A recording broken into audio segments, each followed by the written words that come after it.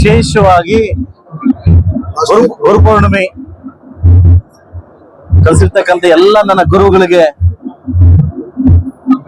ನಮಸ್ಕರಿಸುತ್ತಾ, ವಿಶೇಷವಾಗಿ ಕೈವರ್ಣ ಅಂತ ಆತನ ಇವತ್ತು ದೇವಸ್ಥಾನ ಕಟ್ಟಿದಾದ್ಮೇಲೆ 2ನೇ ವರ್ಷದ ಒಂದು ರಥೋತ್ಸವ ಅಂತ ಹೇಳ್ಬೋದು. ತುಂಬಾ ವಿಜೃಂಭಣೆಯಿಂದ ಎಲ್ಲ ಸಮುದಾಯದ ನಮ್ಮ ಕೈವಾರ್ತಾತ್ನ ಅನ್ಯಾಯಿಗಳು ಎಲ್ಲ ಸೇರಿ ಇವತ್ತು ಪೂಜೆ ಮಾಡೋ ಮುಖಾಂತರವಾಗಿ ಅವರ ರಥವನ್ನ ತೇರನ್ನ ಇವತ್ತು ಎಳ್ಕೊಂಡು ಬೀದಿ ಬೀದಿಗಳಲ್ಲಿ ಕೂಡ ತುಂಬಾ ವಿಜೃಂಭಣೆಯಿಂದ ಮಾಡ್ತಕ್ಕಂಥ ವಿಶೇಷಕ್ಕೆ ಇವತ್ತು ನನ್ನ ಬರಮಾಡಿ ಒಂದು ಪೂಜೆಯನ್ನ ಭಾಗವಹಿಸಿ ರಥವನ್ನ ಏನು ಇವತ್ತು ಚಾಲನೆ ಕೊಡ್ಲಿಕ್ಕೆ ಬರಮಾಡ್ಕೊಂಡಿದ್ದಾರೆ.